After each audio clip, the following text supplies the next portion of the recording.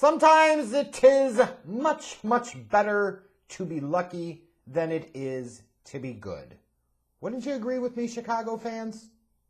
Wouldn't you? Like, you already watched earlier on Sunday as the Bears got beat up by the Packers, yet still somehow backdoored into the playoffs at 8-8. They chose to go 8-8 in the season where the NFL expanded the playoffs to include 7 teams per conference. Sometimes 'tis better to be lucky than actually be good, as I'm sure what some of you would probably agree with. And for the Chicago Bulls, I would say a similar type of sentiment exists here. You know, in their last game before they begin that big West Coast trip that'll take place over the next 2 weeks, which is going to be a real test for this team and I think give us a true measure of what to expect out of this team for the rest of this season. You know, you get the Dallas Mavericks coming into town, a Dallas Mavericks team that already doesn't have Kristaps Porzingis in the lineup, so there's a little bit of luck. And then you find out that Luka Doncic, the future league MVP, their franchise player, is also going to be out. So you're facing a playoff team from last year at home without their top 2 players. Again, it's all about timing sometimes, and sometimes 'tis be better to be lucky than to be good. But, you know, it's not like the Bulls were full strength going into this game at all. Still without Larry Markkanen, Tomas Satoransky, Chandler Hutchinson. So you're talking about some key players missing for the Bulls. Certainly not to the level of a Luka Doncic or a Kristaps Porzingis, but, you know, for the Bulls it matters, and it certainly impacts them. So, you know, what were the Bulls going to do in this? You almost kind of call it a getaway game, that last game at home before you hit the road. Like, for a Bulls team in the position that they're in right now, they really, really needed this win, being 2-4. They really, really needed this win. Now, I'm trying to avoid just the pure tank mentality, because while tanking seems great in theory when it comes to the NBA, you didn't hire Billy Donovan to tank. You also got to look at it and you say, you know, even tanking is no guarantee that you get the top pick. You know, so I want to see some progression and some growth out of the Bulls this year. I do want to see them at least be relevant. Now, if they start losing a bunch of games on this West Coast trip, then conversation may change. It may be different. But right now, I want to see the Bulls win some games. Yeah. I want to see some of those younger players get some wins under their belt and build some confidence. You know, while wins are nice, I do think it is vastly more important that the kids like Patrick Williams and Kobe White, Lauri Markkanen, Wendell Carter Jr., that those guys develop. That's what matters the most about this season. Don't get it twisted. And, you know, you'll probably hear me throughout the course of the year hammer on Zach LaVine at different times for different things, and not all of them are his fault. Some are, some will not be. Like, I feel like in a lot of ways LaVine is going to be an impediment to the progress of some of those young baby Bulls. But tonight he was on fire in the first half. My God, he was unconscious. 21 points in the first half, 29 at the half. Like, watching him in the first quarter, at one point in time he was 9 of 10 from the field. I didn't think he was going to miss all night. Like, it looked like it was shaping up to be a 50, maybe even potentially a 60-point night for Zach LaVine, especially after that first quarter. I mean, he was in rhythm. He was hitting everything. His shots were coming easily. Like, you could have a hand in his face. It didn't matter. Like, he was in a really good scoring, really good offensive rhythm. And even with that, the crazy thing about it is to have your star player, to have your best player go out and score 29 in the first half, this Bulls team was still down 1 at the half. They were down 60-59 because, again, in the first half, this team was really struggling defensively.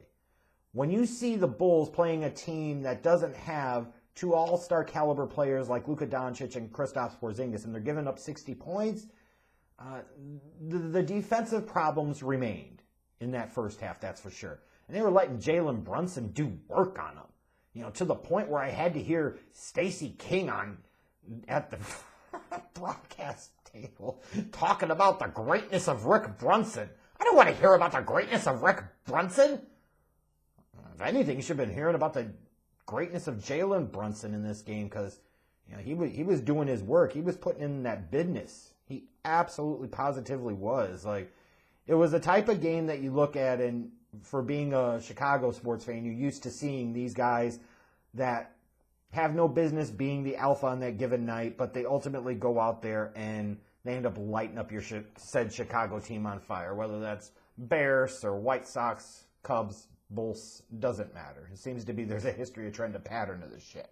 And Jalen Brunson absolutely had a monster night. He ended up finishing with 31. So you look at it, when you're looking at a team having its top two scorers, its top two players out, you're looking for guys that can come in, step up, and take over that mantle, at least for a night. And Jalen Brunson did everything he could. The Chicago kid did everything he could to try and lead his team to victory.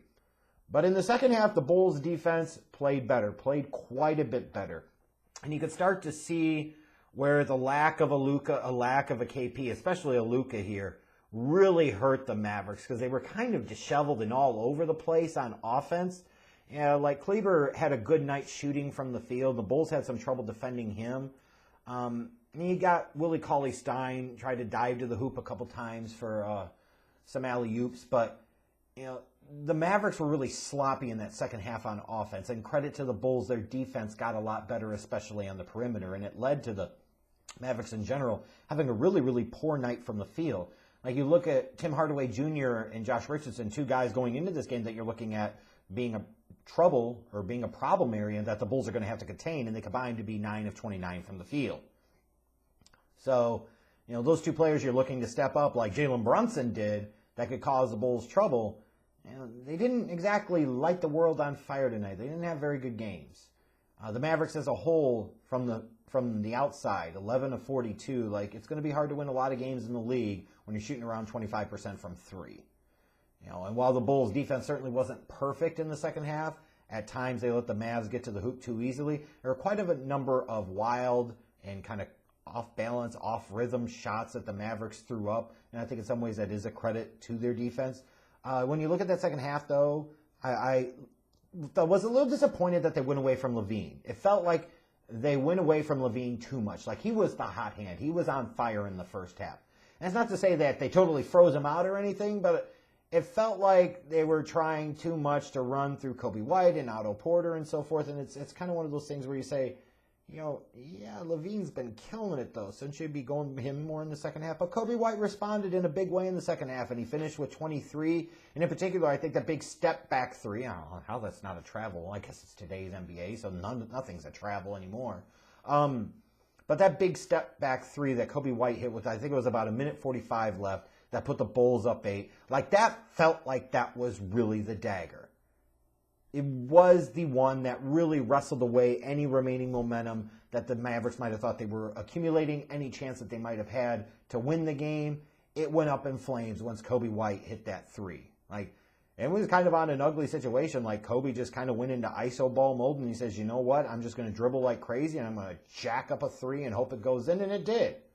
And sometimes them's the breaks, and sometimes that's what happens. So now, you got the Bulls come out on Sunday. At least the Chicago team that was able to win on Sunday. Bulls win 118-108. It's one of those wins that you don't want to say it's tainted because the Bulls were without players too. But they got fortunate that they didn't have to face Luka tonight. But they played who was on the schedule, and they did what they needed to do to win.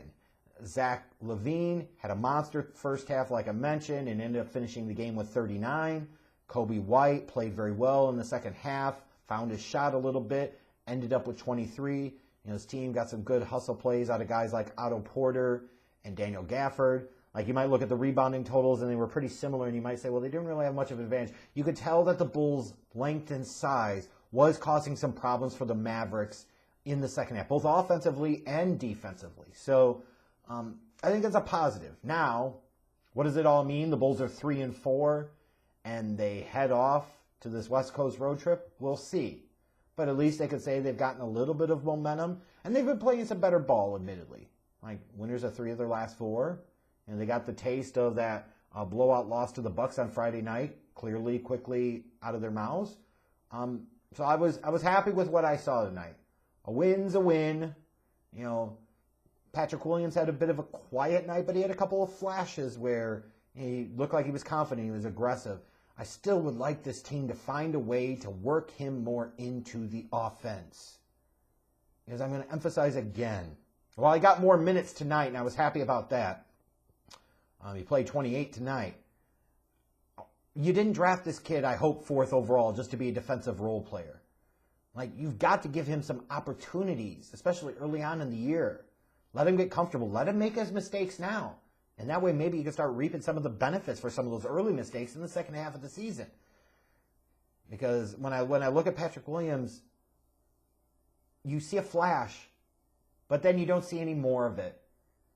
And like I mentioned at the beginning of this video, like the number one most important thing, and I'm probably emphasizing it all year, and I'm sorry if I'm sounding like a broken record, but I think a lot of Bulls fans would agree, like, this team needs to develop its young players. That's what matters most. It's not Zach LaVine going out for 40 or 50. It's not Otto Porter Jr. trying to play up to his $28 million contract. It's the guys that you've drafted high in the past few drafts that need to take that next step and develop.